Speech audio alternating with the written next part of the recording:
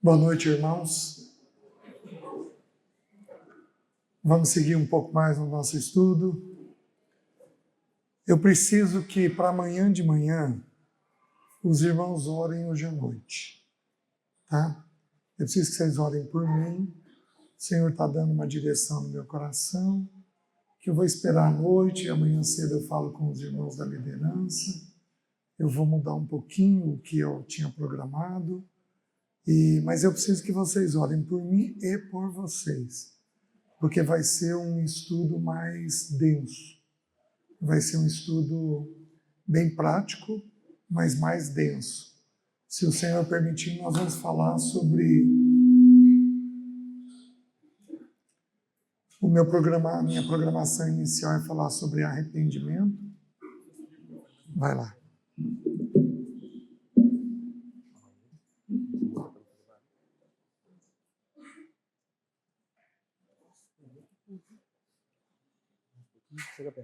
Oi. Pronto? Oi, pronto. Então, a minha programação inicial era falar sobre arrependimento. Queria abrir 2 porções com vocês. Mas o Senhor está inclinando meu coração para a gente estudar sobre os 4 pecados que mais dão espaço para Satanás na vida familiar. Só que assim, é um estudo um pouco mais puxado, é mais denso, é mais difícil de ouvir. Então eu preciso que os irmãos orem por isso para a gente ter a clareza da parte de Deus, amém? Muito bem. Curva sua cabeça aí, deixa eu fazer mais uma oração. Espírito Santo de Deus, precisamos da tua direção e da tua clareza. Por isso, sê por nós. Os nossos corações são teus e só o Senhor conhece a realidade que vai dentro de nós. Por isso nós pedimos, nos toma pela mão direita e como um pai conduz ao seu filho, nos conduz na realidade que nós temos necessidade. Coloco na tua presença, Espírito Santo de Deus, essa noite a vida de cada irmão meu. E eu peço que o Senhor prepare os nossos corações para ouvirmos a tua palavra. Nós oramos em nome de Jesus. Amém. Meus queridos, eu estou fazendo o papel inverso que Paulo costuma fazer. Paulo, em geral, apresenta um aspecto teórico e depois ele apresenta um aspecto prático do Evangelho. Ele segue essa linha numa boa parte das epístolas dele. Eu estou fazendo com os irmãos o inverso. Eu falei de uma parte prática, e agora eu quero dar para os irmãos textos bíblicos que falam a respeito do tema verdade. A verdade, ela é um fruto da luz. Porque a Bíblia ensina que Deus é luz. E em Romanos 5, vai dizer que, em Efésios 5, versículo 9, vai dizer que o fruto da luz consiste em toda bondade, justiça e verdade. Então a verdade, ela é um fruto da luz. A Bíblia nos ensina que Deus é 3 coisas. Quando a Bíblia diz que Deus é, a Bíblia está lançando mão do verbo ser. Nós sabemos que Deus é muita coisa, porque Ele é Deus. Ele é misericórdia, Ele é justiça, Ele é graça. A gente tem aí todas as facetas de Deus, algumas facetas, alguns atributos que são comunicáveis e alguns atributos que não são comunicáveis. Por exemplo, Deus é onisciente e isso Ele não comunica. Deus é onipresente, Ele não comunica. Mas Deus é amor, isso Ele comunica. E nós podemos também amar, segundo o amor dele. Ele é misericórdia. Ele é um Deus cheio de perdão. E isso Ele comunica conosco. Tem coisa que Deus comunica e tem coisa que Deus não comunica. Mas, quando a Bíblia diz que Deus é, Ele lança mão de 3 características de Deus. Diz que Deus é amor. Diz que Deus é fiel. e diz que Deus é luz. Então, isso são atributos que Deus tem que pertencem de uma forma única a Ele. Então, quando você... É uma lição tão simples, né? Uma vez um pastor me contou que um pastor que pastoreava pastores estava hospedado na casa dele, e aí eles foram comer e ele orou, esse irmão meu, esse pastor, ele orou agradecendo a Jesus pelo alimento. E o pastor corrigiu ele, o pastor de pastores, irmão Alan MacLeod. Ele falou: irmão, quem nos dá o alimento é o Pai, não é o Filho, é o Pai. Deus aceita que a gente agradeça o Filho, mas Ele via algo além, porque na oração sacerdotal, o que diz? O pão nosso de cada dia. E a oração começa ao Pai. Então, o Pai é o provedor. O Pai é a essência do amor. Não tem jeito de um homem amar uma mulher se ele não for buscar na fonte do amor. Se, por um lado, a mulher tem uma orientação dupla da parte de Deus, de esperar, porque a espera é um ato de paciência, por um outro lado, nós homens temos uma orientação dupla de amarmos a mulher.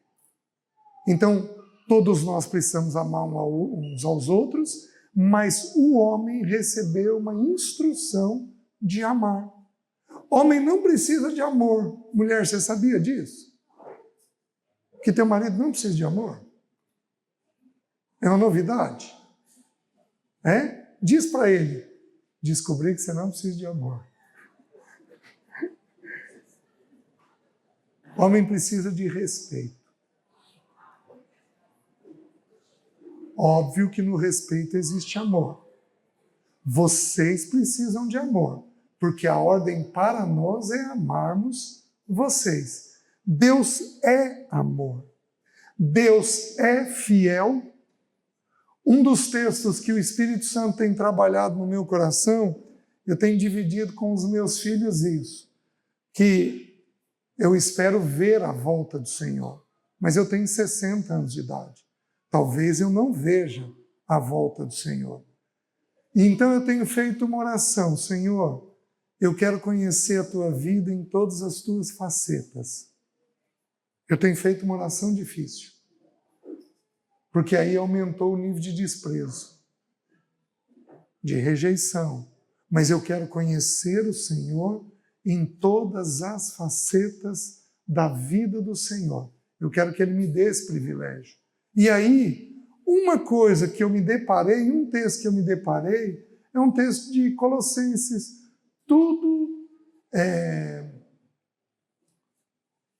Tudo que fizerdes, fazei como ao Senhor, e não aos homens, certos de que receberei dele o galardão.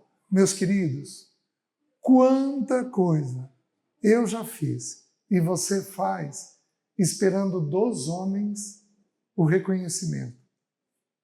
O problema é que os homens são infiéis, inclusive eu. Porque só existe um que é totalmente fiel. Quem que é? Deus Pai. Ele é totalmente fiel. Deus é amor, Deus é fiel. E aí a última coisa que ele diz: Deus é luz. Não tem jeito de termos a presença de Deus sem estarmos diante da luz de Deus. Não tem jeito. Meus queridos, eu admiro alguns irmãos, mas tem algumas coisas que quando o Espírito de Deus se faz presente e a luz se faz presente, não dá para ter uma unção qualquer. Porque a unção precisaria ser de quebrantamento. Porque Ele é luz. Luz representa verdade. Luz representa santidade. Isaías, quando viu a luz do Senhor, ele ficou completamente quebrantado. E ele imediatamente identificou que o lábio dele era impuro, que ele habitava no meio de um povo de lábios impuros. Então ele imediatamente viu o Senhor de novo. Para ele ver o Senhor, o primo dele, Uzias, teve que morrer. Porque muito possivelmente ele sofria do mesmo problema de Abraão. E o mesmo problema que alguns de nós sofremos. Somos apegados demais a um laço familiar.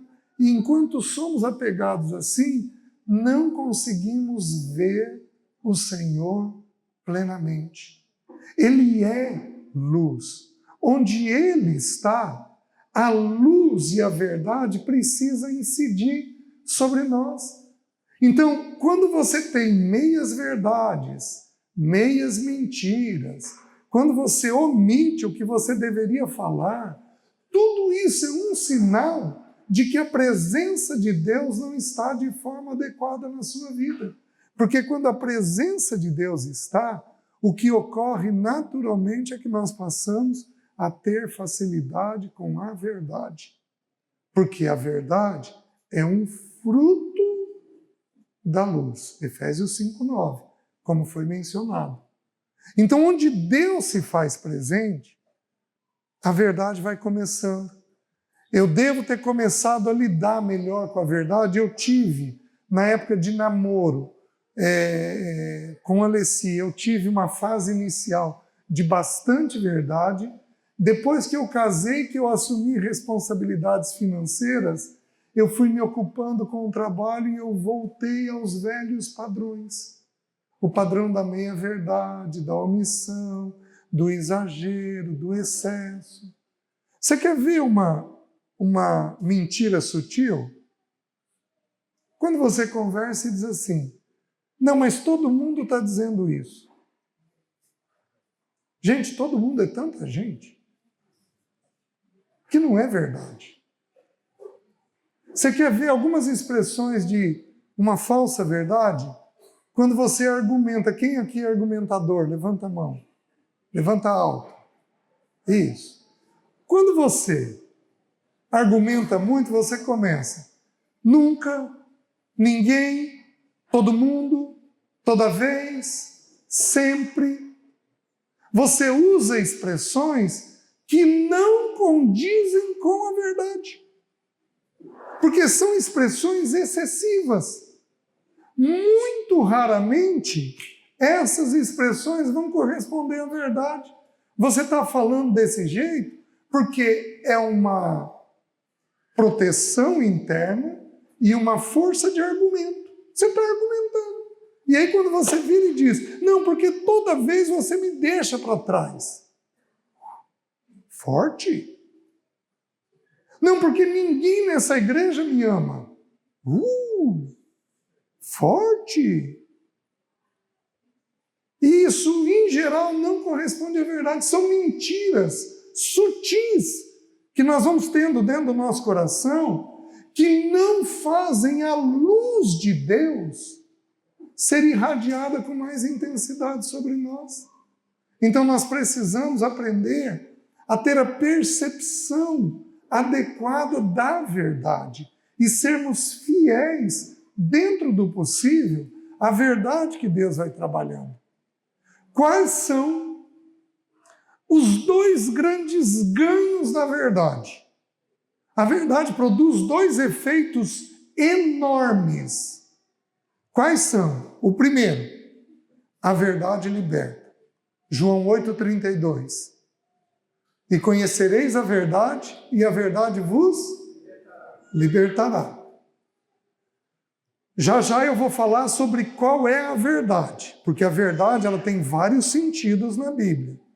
E conhecereis a verdade vos libertará. Meus queridos, quando temos a verdade vem sobre nós e nos liberta. Então o processo de saída da escravidão está no estabelecimento da verdade.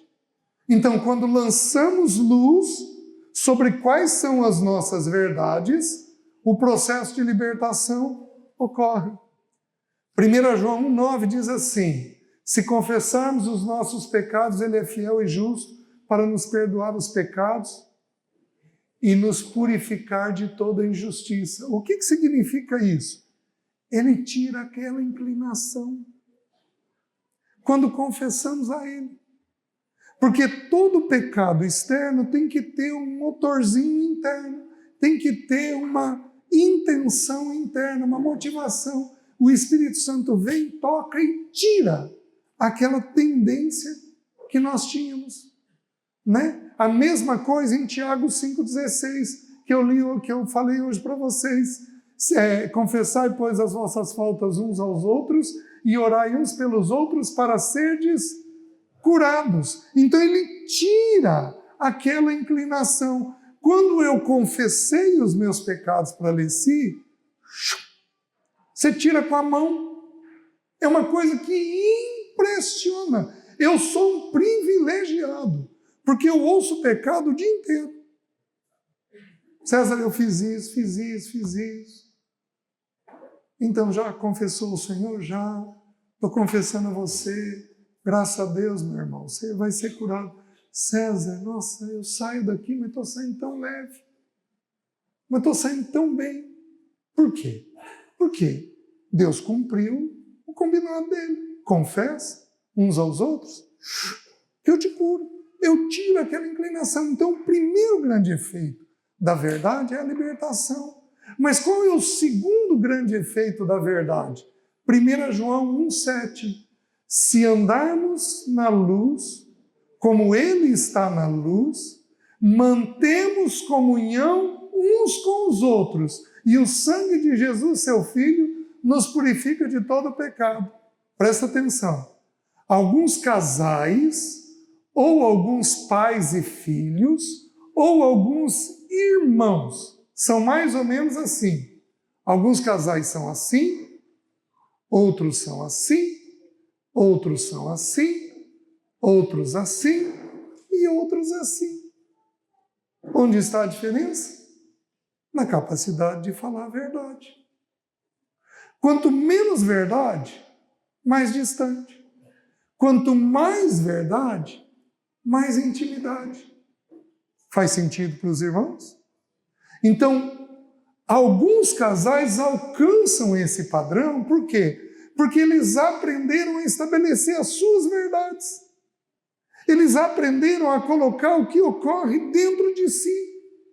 Então eles vão falando, vão colocando o que ocorre e o processo vai fazendo isso daqui. Então, por exemplo, é comum eu pegar situações em que houve adultério de uma das partes e depois de 6 meses de acompanhamento, os casais têm uma unidade que nunca tiveram na vida.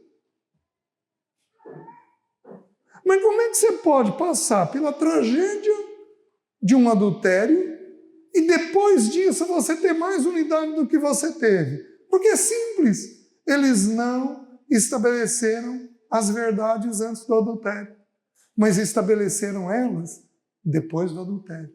Faz isso daqui. Une de um jeito maravilhoso, mas maravilhoso, porque louvado seja o nome do Senhor. Não tem pecado que Ele não trate. Não tem. Não tem. A única coisa que Ele não trata é quando nós não deixamos.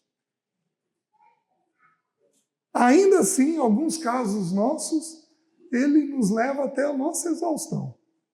Mas, está escrito em Jeremias, a chaga do meu povo é incurável. Então nós podemos endurecer de tal maneira que cheguemos a um ponto que não tem cura, não tem retorno. Aí o cativeiro é a única esperança. Mas via de regra não é assim que Deus Pai age. A pele é o maior órgão do corpo. Então, quando você namora, tem vida íntima, Você está envolvendo o maior órgão do corpo, mas não une. Serviço é uma coisa deliciosa. Uma esposa jeitosa, cuidadosa, um marido que põe o chinelinho para ela, que leva o café na cama para ela. Gente, tudo isso é delicioso, mas não une. Porque o que une nas Escrituras é verdade. Não tem outra chance de termos união, senão através da verdade. Então, quando duas pessoas não estão bem, marido e esposa, pai e filho, irmãos na igreja, uma ovelha com o líder com uma ovelha, a primeira coisa que a gente investiga é se a verdade que é necessária está na mesa. Porque se não estiver na mesa, não tem chance de ter o processo de união. Os irmãos estão entendendo? O que mais? O ser humano não gosta da verdade. O Paulo Bornelli tinha uma frase. Paulo Bornelli era terrível.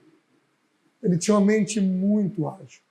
Ele falou: irmãos, nós gostamos tão pouco da verdade que até para namorar a gente faz no escuro. De tanto que a verdade é difícil para nós.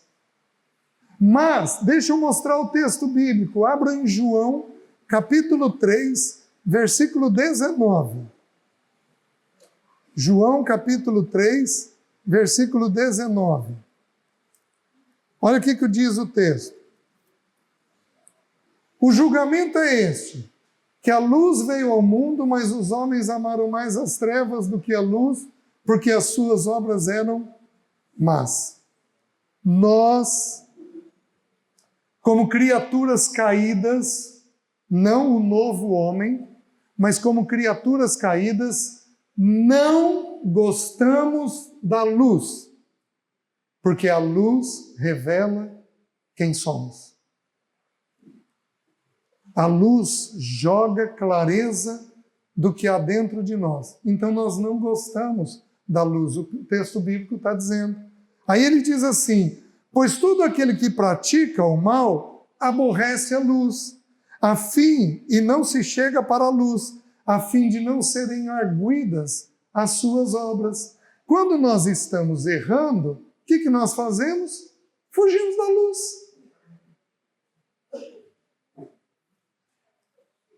Fugimos da luz. É comum eu ir em casamento e sentar na mesa e ninguém sentar na mesa.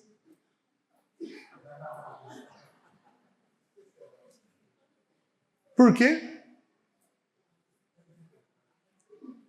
Porque eles infantilmente acham que por eu ser psicólogo eu vou ler o sujeito. Não tem esse risco. Meus filhos dizem que eu sou o psicólogo menos psicólogo que eles conhecem. Não faço questão nenhuma de ser psicólogo fora da clínica. Mas nenhuma. Basta o que eu faço na clínica. Eu vou ficar lendo os irmãos, coisa mais desagradável. Vocês estão entendendo? Mas as pessoas têm medo de serem avaliadas, de serem examinadas. Mas não ocorre só isso, não.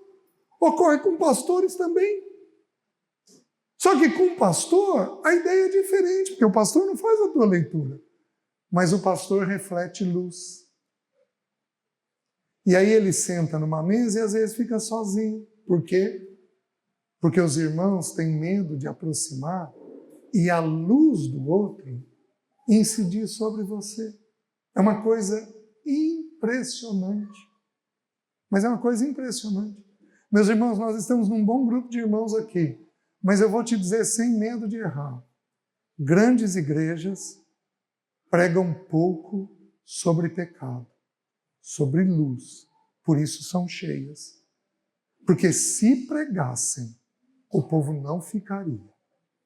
Porque a Bíblia está dizendo que os homens não gostam da luz. Nós evitamos a luz. E não é só isso, não. A Bíblia diz que o natural revela o espiritual. Você entra num estádio, não vou falar qual, porque eu vou dividir o público, né? Você entra num estádio e digamos que a luz fosse acendida num segundo. O que o teu olho faria? Até fisicamente nós não suportamos. Até fisicamente nós não suportamos. A pupila tem que regular, ela tem que fechar. Se há muita luz externa, ela tem que fechar para deixar entrar apenas o que é suportável. Daqui nós tiramos um princípio. Eu não posso falar tudo o que eu penso. Quem aqui fala tudo o que pensa? Levanta a mão. Levanta alto. Só? É noite. Acho eu que tem mais gente que fala o que pensa. Meus queridos, essa não é a vida do nosso Senhor. Por que nós não podemos falar tudo o que pensa? O que me garante que o outro dá conta de suportar o que eu estou dizendo? Vou dar um exemplo exagerado. A gente usa de exagero, às vezes, para esclarecer as coisas. Você não pega uma criança de 5 anos e diz assim, filho, senta aí, que eu vou te ensinar como é que você nasceu. Você não vai explicar para ele como é que você namorou tua esposa para fazer ele. Ele não tem condições de entender. Ele vai entender isso aos 18. Mas aos 5 ele não tem condições de dizer. Então a gente só diz o que o outro consegue suportar. Aqui é uma lição para nós, os conselheiros. Porque nós perdemos os irmãos quando rasgamos o verbo. Nós temos que saber como conversar. Deixa eu dar o texto bíblico. Anota aí, João capítulo 16, versículo 12 e 13. Olha o que o texto bíblico diz. Tenho muito a vos dizer, mas vós ainda não podeis suportar. Então eu enviarei o Espírito da verdade e ele vos conduzirá a toda a verdade. Meus queridos, verdade tem uma hora certa de ser dita. Você quer ver? Meus homens queridos, você diz coisas duras quando tua mulher está menstruada. Posso ser bem honesto? Isso é falta de respeito. Mas César, eu tenho que falar. É papel meu.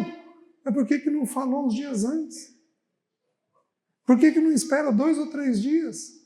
É tão urgente assim? Se for urgente, tudo bem. Mas se não for urgente, qual é a necessidade?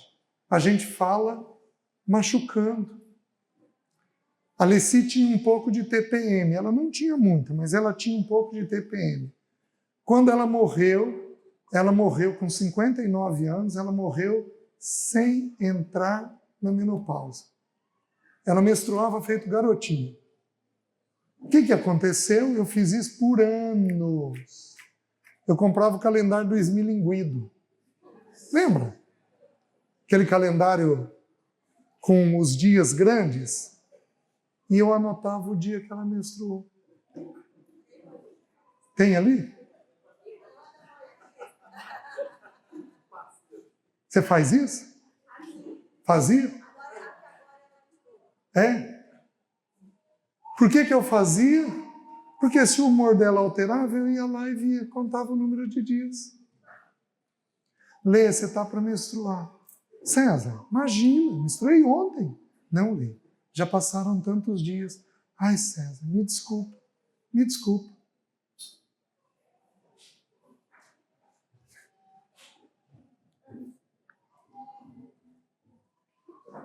Ô, querida, você trouxe água com gás para mim?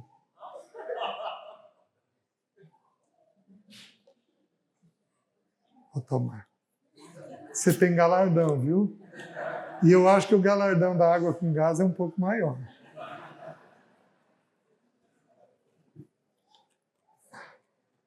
eu consegui deixar a Coca-Cola com a água com gás. Então, daqui a pouco eu tenho que deixar a água com gás. Aí vamos ver o que o Senhor vai fazer. Então, queridos, verdade tem uma hora certa de ser dita, mas ela precisa ser dita. Aqui entra uma coisa com os filhos. Você sabia que a memória do seu filho é formada no 4º ano de vida? Por isso que até o 4º ano de vida você vai ter que fazer o quê? Repetir, repetir, repetir, repetir. Por quê? Porque não registra. Simples. Não registra. Então você vai ter que repetir quantas vezes forem necessárias. Por que criança, quando está assistindo um desenho, que ele assiste várias vezes, ele fica falando as falas sozinhas do desenho? Porque ele está aprendendo a falar. Ele vai repetindo para ir gravando. Porque a memória dele não está formada. Mas depois do 4º ano de vida, aí a memória está formada. Aí então a gente trabalha o filho com mais rapidez. Você nunca pode disciplinar o seu filho abaixo de 4 anos se não for no momento. Porque se você esperar 2 horas, ele não associa mais o que ele fez com a correção. Então precisa ser no momento que ele fez o erro. Aí você para tudo, vai lá, disciplina ele, do jeito que o Senhor assentar no teu coração, faz a correção que é necessária, e aí aquilo registra na mente dele. Então o Senhor mostra que nós precisamos, claramente nesse texto, de lidar melhor com a verdade, certo? Ser verdadeiro é diferente de ser transparente. Porque a pessoa transparente bateu aqui, ela pôs para fora. Ela não tem filtro. A pessoa verdadeira bateu aqui, ela considera se é ela e se é tempo dela de falar. Anotem aí. Eclesiastes, capítulo 8, versículos 5 e 6. O texto bíblico diz assim: o sábio sabe discernir o tempo e o modo, porque para todo propósito debaixo do céu há tempo e modo. Você não pode falar a verdade do teu jeito, nem falar a verdade no teu tempo. Você tem que discernir o modo de Deus e o tempo de Deus. Meus queridos, deixa eu te fazer uma pergunta. Já pensou se Jesus fosse abrir a caixa de ferramenta com relação a gente? Você entende essa expressão caixa de ferramenta? Já pensou se ele fosse tratar a gente, às vezes até do jeito que a gente merece? Ele não faz isso. Uma vez eu já tinha confessado para a Alessi aquela lista, e aí num dos atendimentos, um irmão, estava atendendo um irmão que tinha lutas na sexualidade, e aí depois de 4 meses de tratamento ele teve uma queda. Gente, eu abri a caixa de ferramenta, mas eu desci o sarrafo no irmão. Com 1 minuto e pouquinho de eu falando, o Espírito Santo falou comigo. O Espírito Santo falou assim: quem é você para tocar um filho meu desta maneira? Ou você está esquecido dos 12 anos de tolerância que eu tive com você até você ser totalmente livre? Meus irmãos, eu fiquei tão envergonhado que eu parei a consulta, falei para ele do meu pecado, o que Deus tinha ministrado ao meu coração, pedi perdão para ele e comecei tudo de novo. Quem somos nós para tocarmos os nossos de qualquer forma? Quem somos nós para dizermos coisas que nós não temos certeza se são verdade ou não a respeito dos nossos? Quem somos nós para atribuir nomes aos nossos? Você viu Jesus virando para Pedro e falando assim: mas você é volúvel, hein? Você viu ele falando isso? Pedro era volúvel? Era. Mas o Senhor tratou de qualquer maneira? Não. Porque o nosso Senhor é dócil. A boca dele é cheia de graça. Diz o Salmo 45. Dos lábios dele extravasou a graça, plena aceitação, extravasa dos lábios do nosso Senhor. Então nós nunca podemos dizer de qualquer jeito, de qualquer forma, nunca. Quem aqui é mal-humorado? Levanta a mão. Levanta alto. Então, esses que são mal-humorados falam coisas que não deveriam. Quem aqui é precipitado? Levanta a mão. Dizem coisas que não deveriam. Não cooperam com o Senhor. Quem aqui fala muito? Levanta a mão. Bingo!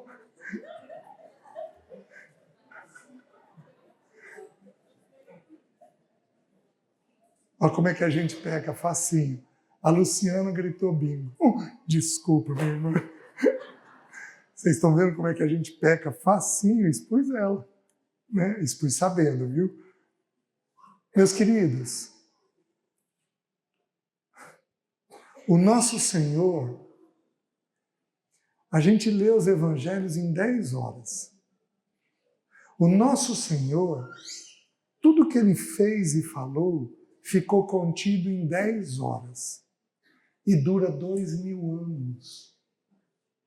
Porque não é por muito falar, mas é pela qualidade daquilo que a gente diz. Ele falou com graça. E aí penetra. Os que falam muito, falam de forma destemperada, de forma agitada, de forma argumentadora e cansam os ouvintes. E aí não cooperam com o Senhor.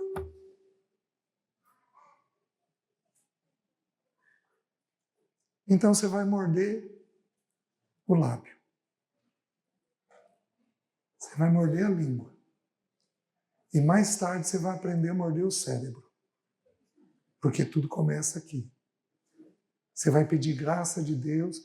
Eu fiz essa oração muitos anos. Senhor, me ajuda a não ver. Me ajuda a não ver. Me ajuda a ver apenas o que o Senhor tem. Me ajuda a não ver. Me ajuda a não ver. Eu quero ver o que o Senhor quer que eu veja. Mas me ajuda a não pensar mal. Eu, se estiver cansado, eu sou ácido. Ano retrasado, 2022, eu ainda estava no auge do luto, naqueles meses antes de mudar. Eu estava sofrido, cansado. O trabalho virou um negócio perfeito para eu evitar a minha dor. Então eu fui trabalhar no início do luto, porque foi terapêutico para mim.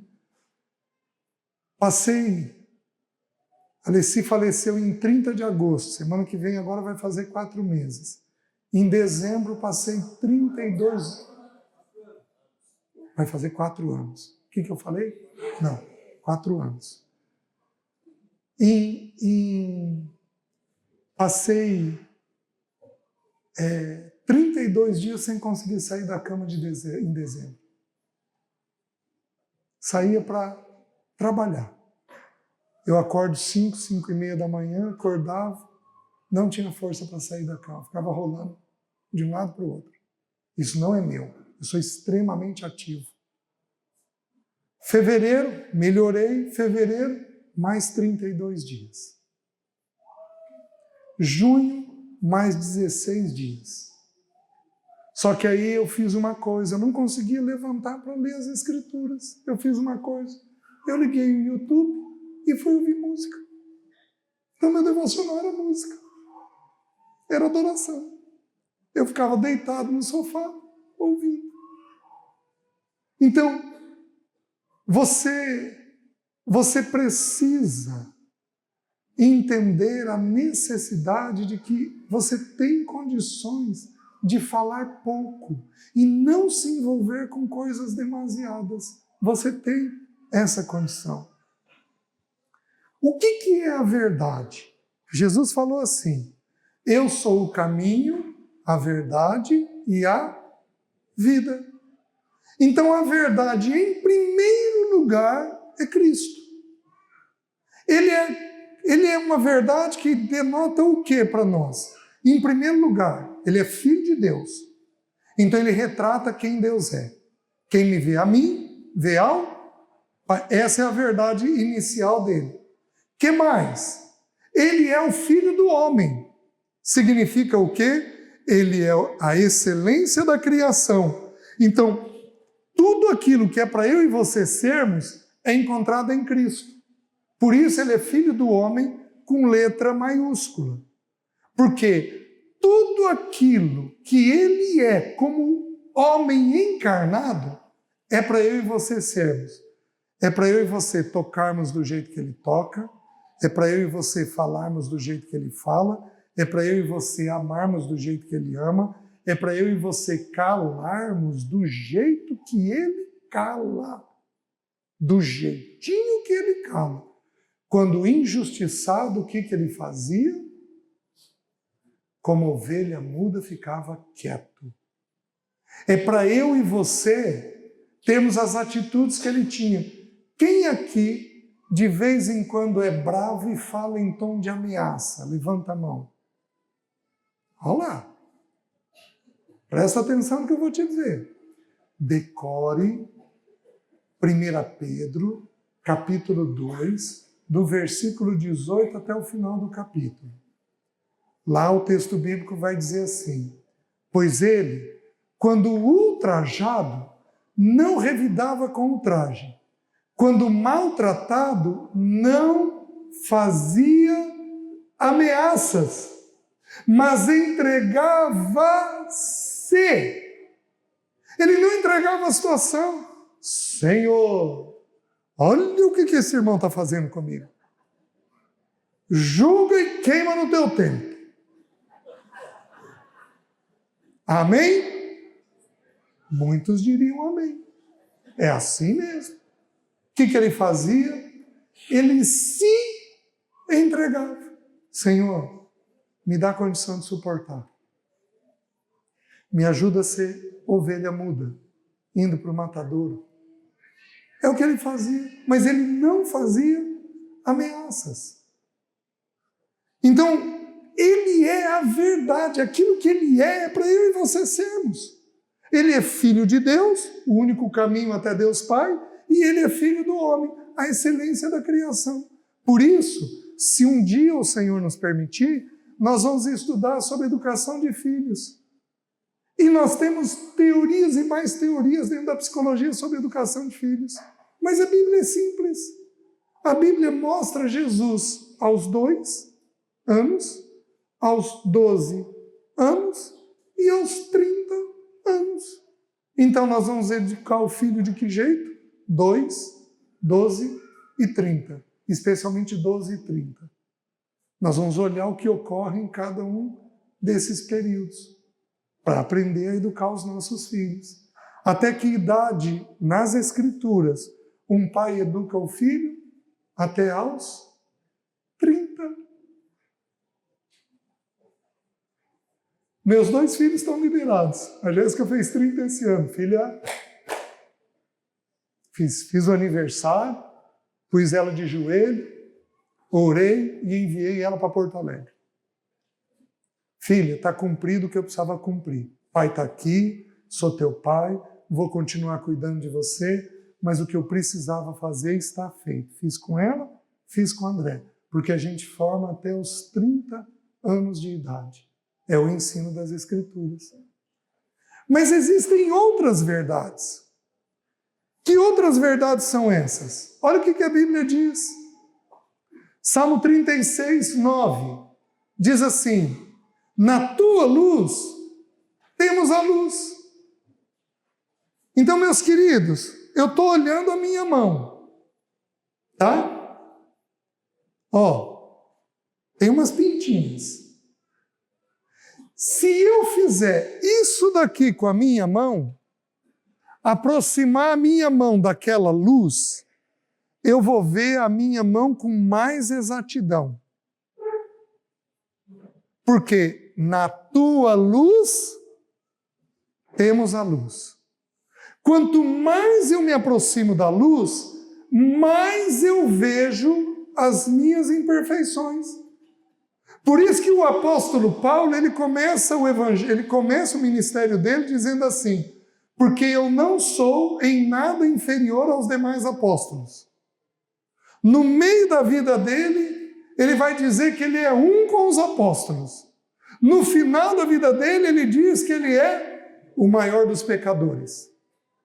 Porque quanto mais luz ele foi recebendo, mais incidência de pecado ele foi tendo. Vou contar uma história para vocês.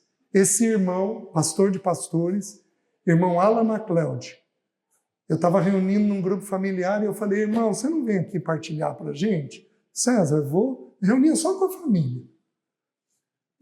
Reunimos 8 meses assim, só nós e a família, até que o Senhor deu uma outra direção. Tá bom. Aí ele começou a contar, e ele falando sobre o negar a si mesmo. E olha a experiência pela qual ele passou, um homem de Deus. Ele era americano, casado com uma americana. E você sabe como é que americano é, né? Americano é tudo muito exato. Então alguém do seminário fez aniversário, e aí a esposa dele, a Joana, cortou o bolo no número de seminaristas. Considerou ela e o Alan, aí pegou e deu o pedaço do Alan. Mas o Alan falou que o bolo estava bom demais. E aí ele desejou um outro pedaço. E ele entrou numa luta interna. E aí ele viu que um seminarista não tinha vindo. E aí a cobiça aumentou no coração dele. Até que o seminarista entrou pela porta. Meus irmãos, ele entrou em crise por causa de uma fatia de bolo. Porque ele estava tão avançado espiritualmente que ele entendia a cobiça em detalhes. Ele era um homem de Deus, um homem de oração. Um homem de oração. Então, quando ele falou aquilo, eu pensei: meu Senhor, eu ia sofrer por causa do bolo inteiro.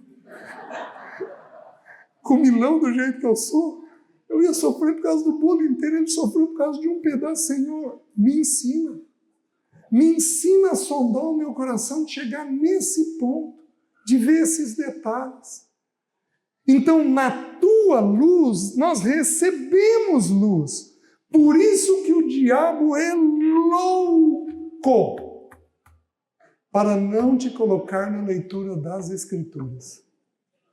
Ele é louco para te aumentar o serviço e não te colocar na leitura das Escrituras, porque na tua luz eu recebo luz.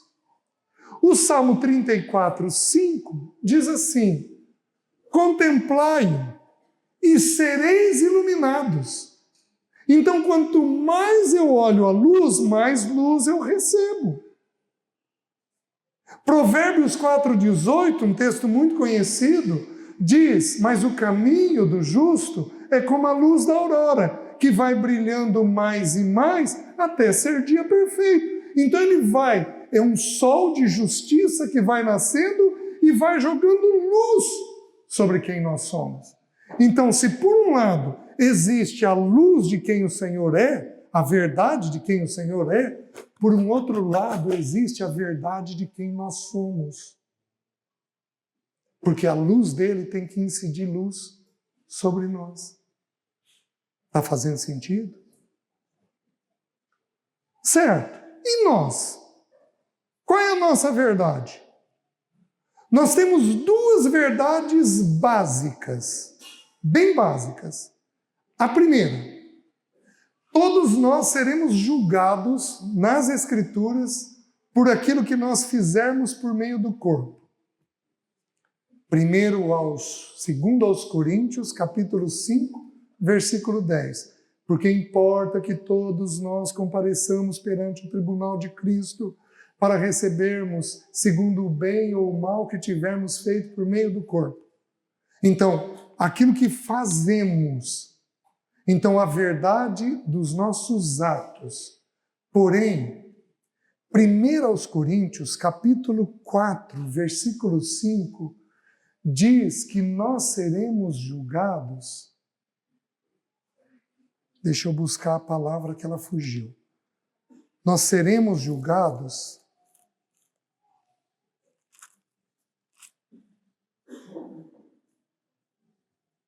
os desígnios do coração.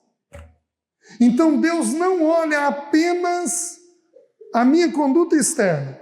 Deus olha também a minha conduta interna. Então, por exemplo, eu posso vir aqui para os irmãos pregar e internamente eu tenho a necessidade de aparecer, de ser visto. Então eu estou num ato externo correto, com uma motivação errada. Você está entendendo? Eu posso ter um marido fazendo uma gentileza para a esposa com a intenção de namorar à noite. Está errado? Sim e não. Porque a esposa tem que ser conquistada. Mas ele deveria ter aquela gentileza espontaneamente, diariamente. Amém, irmãs? Então, nós seremos julgados pela verdade da conduta, mas também pela verdade da motivação. Não basta ter a conduta correta, eu tenho que ter também a motivação correta. Os irmãos estão entendendo? E Deus e você é o único que pode dizer da sua motivação. A Bíblia permite que eu julgue uma palavra, falando um profeta entre vós que os outros julguem. Eu estou falando, vocês precisam julgar. A Bíblia permite que eu julgue um ato, julgai todas as coisas. Mas a Bíblia proíbe que eu julgue a motivação do coração. Porque só Deus sabe o que vai dentro do coração. Vocês estão entendendo? Então, você nunca pode julgar uma motivação, porque isso constitui pecado diante de Deus. Então, quando um casal conversa, o que nós precisamos? Nós precisamos conversar primeiro do fato. Então eu vou usar a Isabela. A Isabela trouxe água para mim. Então, se eu for conversar com ela, querida, você trouxe água para mim? Sim, César, eu levei a água. Mas você tem certeza que você foi buscar lá na geladeira da casa? Sim, César, eu fui buscar lá na geladeira da casa. Tá bom. O que é isso? Eu estou estabelecendo com ela as verdades do fato. O que eu posso fazer? Digamos que ela fosse minha filha. Querida, com qual motivação você fez? O que eu não posso é virar para ela e dizer, é um exemplo, óbvio, você quis aparecer, né? Porque se eu falar isso, eu estou julgando a intenção do coração dela. E só Deus conhece qual é a intenção. Você vira para um filho e diz assim, mas você é preguiçoso, hein? Quem aqui já chamou filho de preguiçoso? Levanta a mão. Levanta alto.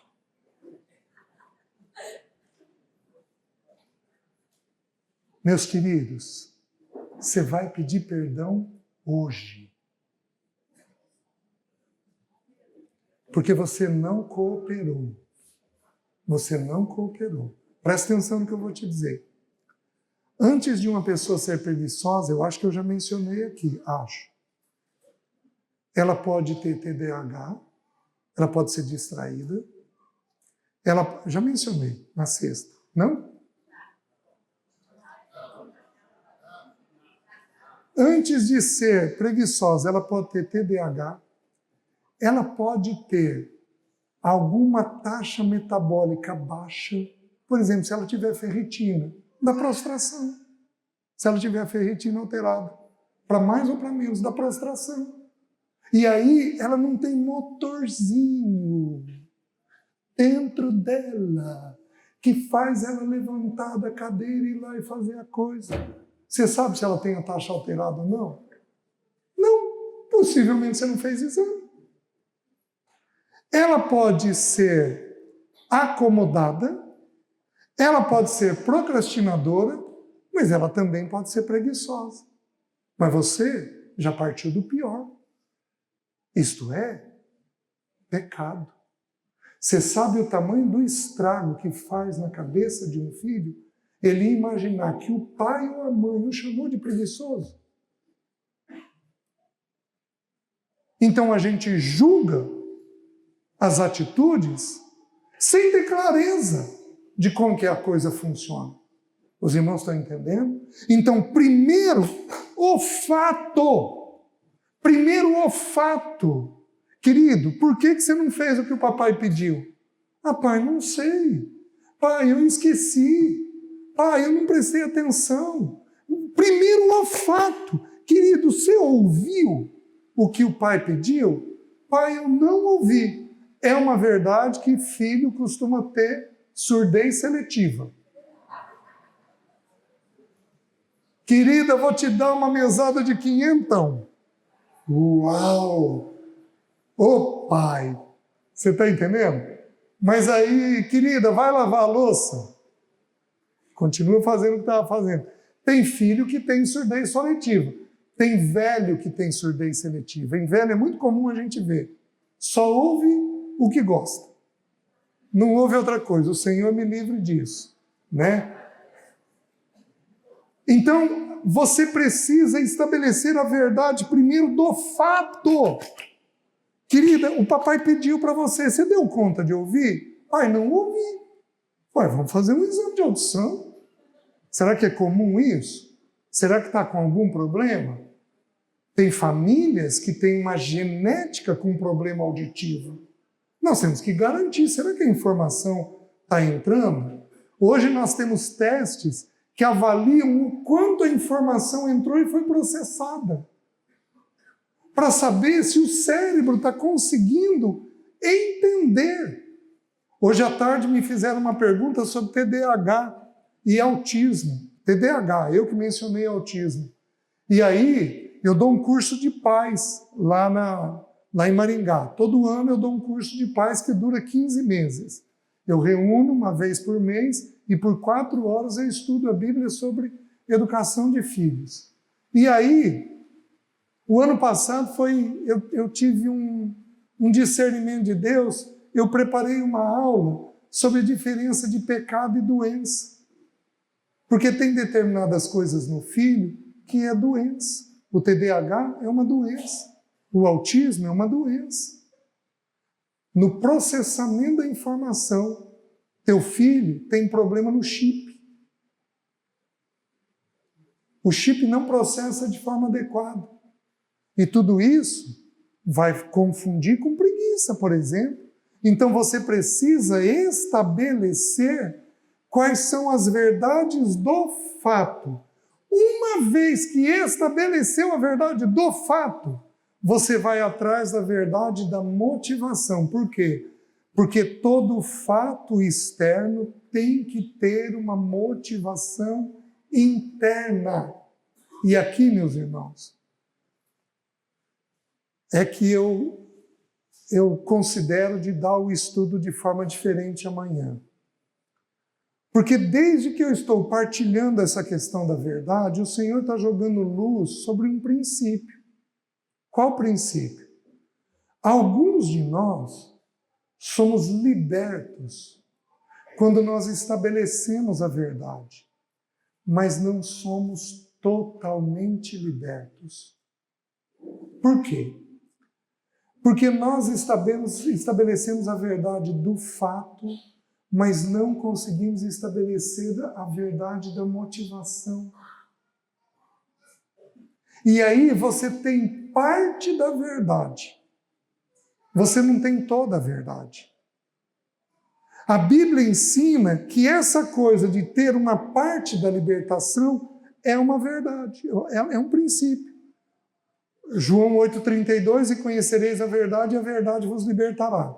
João 8,36, se, pois, o Filho vos libertar, verdadeiramente sereis livres. Então o texto sugere que há um avanço de libertação. Por quê? Porque, na prática, como é que a gente vê isso? Quando você estabelece a verdade do fato, você é parcialmente liberto. Mas quando você estabelece a verdade da motivação, você é totalmente liberto. E tem alguns pecados que nós não percebemos a motivação que há dentro de nós. Nós não percebemos. Então, nós temos aquela angústia. Deus, isso é pecado. Essa braveza minha é pecado. Senhor, me liberta disso. Quando Deus lança luz do que ocorre na motivação, aquilo cessa dentro de você. É uma coisa impressionante. Os irmãos estão conseguindo entender? Então nós precisamos primeiro estabelecer os fatos, depois as motivações. Outra verdade, os fatos podem ser vistos parcialmente. Então eu vou mostrar para vocês. Olha um casal conversando. Eu viro e digo assim para a mulher: me descreve essa peça. César, parece ser um celular, porque é uma tela com uma câmerazinha em cima. Eu viro para o homem, estou mostrando o lado oposto. Ele vai dizer: você está louca? Não tem tela nenhuma. Tem uma capa plástica com 3 câmeras. Você está doido, marido? 3 câmeras onde? Não tem 3 câmeras? Onde é que você está vendo isso? Querida, tem 3 câmeras. Você não está vendo as 3 câmeras? Imagina, você está louco. Quando um casal vai conversar, eles enxergam uma parte da verdade. E cada um apresenta a sua parte. E levanta um muro defendendo que a sua parte é a única parte que existe. Estou certo com os casais que brigam? Quando nós temos que entender que o casamento é uma completação. A mulher vai ver de um jeito diferente da gente. Vocês já devem ter ouvido aí nos estudos. De que jeito que o homem enxerga?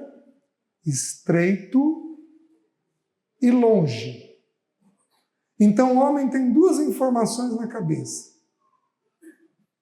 Teve uma mulher que foi partilhar na igreja do Paulo Bornelli e falou assim: os homens nos acusam de não compreendermos as coisas. Mas pelo menos o nosso Tico e Teco comunicam um com o outro. Os homens, nem isso eles conseguem. Eles não veem o óbvio. Por quê? Porque o homem enxerga assim, lá na frente. Porque Deus criou o homem dessa maneira. A ciência da oftalmologia diz que o homem enxerga estreito e longe. Então, quando você vai conversar com um homem, ele está vendo coisa lá na frente. Quando você conversa com uma mulher, mulher foi criada para ser auxiliadora. O que ela enxerga? Curto e aberto. Então, mulher enxerga tudo que é imediato. Meus queridos, você manda um homem, vai lá, na segunda gaveta, de cima para baixo, do lado esquerdo, debaixo da blusa verde tem R$1.000 de presente. Nem R$1.000 ele acha. Porque homem não tem lateralidade. Estou certo? Então, homem, quando você for conversar com a tua esposa, você vai enxergar uma coisa e aquilo que você enxerga. A mulher não. A mulher vem com 30 informações. porque ela enxerga curto e aberto. Uma mulher pode dizer que está sendo seduzida daqui. Se tiver um homem olhando para ela, dentro dela ela tem percepção. Tem homem que nem na frente vê. Uma vez eu falei isso, a mulherada, sei que não vai ver. Não, mas tem homem que nem na frente tem percepção. Por quê? Porque a visão nossa é estreita. Deus criou desta maneira. Nós governamos, então nós temos que ver lá. Porém, a mulher auxilia, ela tem que ver aqui. Então, quando nós vamos conversar, as verdades são diferentes. Mas elas precisam se completar. Então, um homem tem 2 temas para falar. Por isso que nós costumamos dizer, mulher, para de ver pelo em ovo. Para de complicar as coisas. Homem, nós nunca deveríamos falar isso. Porque você não sabe se o que ela está vendo de imediato tem peso ou não. Então, o que a gente faz? A mulher vem com 30 informações, o homem com 2. Ambos colocam as suas coisas. O homem, querida, vamos orar. Ora, e Deus assenta 3 coisas para fazer. Uma dele e 2 dela. Às vezes as 3 dele, às vezes as 3 dela. Assenta no coração dos 2 que aquilo é importante. Eles fazem aquilo e a mulher entra em descanso. Porque aquilo que é necessário das 30 informações está sendo feito. Vocês entendem? Só que, homem, presta atenção. Não fazer isto que eu estou falando para os irmãos, não parar, não ouvir, não entender, constitui pecado. Não ouvir sua mulher constitui pecado. Porque o que me garante que o que ela está falando não é da parte de Deus? Aí você não está resistindo a ela. Você está resistindo ao Senhor. Só que numa boa conversa, esses dias eu estava com um pai e um filho, conversando com os 2. E aí eu virei para o filho e falei assim, querido, explica o que teu pai acabou de falar. Aí os 2 riram. Os 2 são pilotos de helicóptero e de avião. Os 2 riram. E aí eu virei e perguntei, mas vocês estão rindo do quê? Eles falaram assim, César, o nome do que você pediu para a gente fazer é cotejamento. Do verbo cotejar. O que é cotejamento? É uma expressão que a torre usa com os pilotos. Então a torre dá uma ordem, o piloto tem que repetir a ordem para ver se foi entendido de forma adequada. Então, homem, presta atenção, quando tua esposa falar, eu fiz isso. Eu pegava um caderninho e ia anotando. Porque 30 informações não tem memória que dê conta. Eu pegava um caderninho e ia anotando. E aí eu esclarecia com a Leci.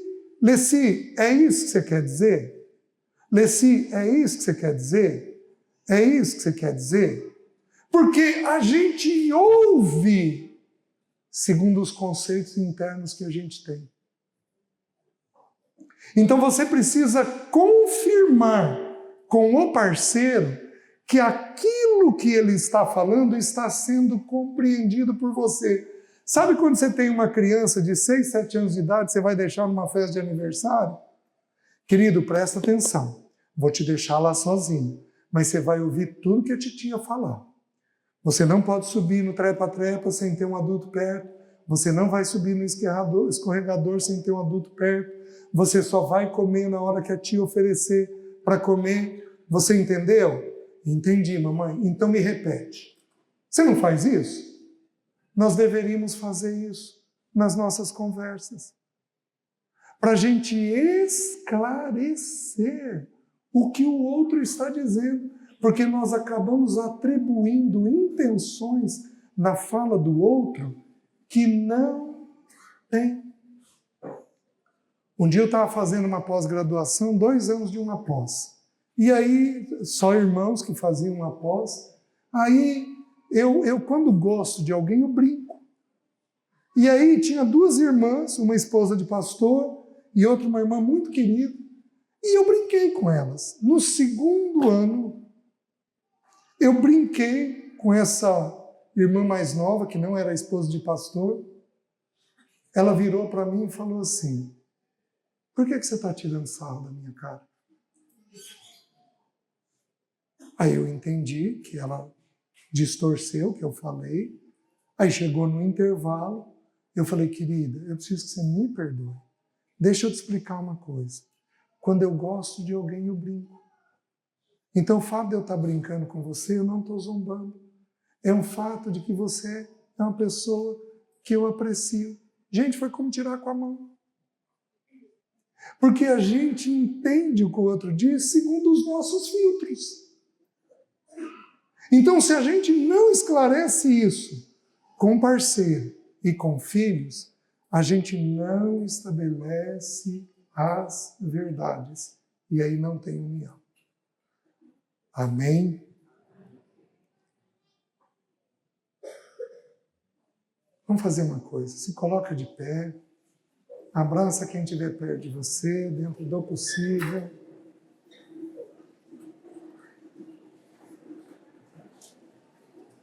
Diz para o outro do amor que você tem por ele. Aproveita. Amém. Deixa eu orar por você. Espírito Santo de Deus, visita os nossos corações. Ensina-nos a lidar bem com as verdades. Ensina-nos a não julgar ninguém. Ensina-nos a estabelecer a verdade dos nossos atos e das nossas motivações. Ajuda-nos para que o teu bom nome seja glorificado. Prepara-nos para amanhã. Conduz-nos naquilo que é a tua vontade. Nós oramos em nome de Jesus. Amém. Deus abençoe, irmãos.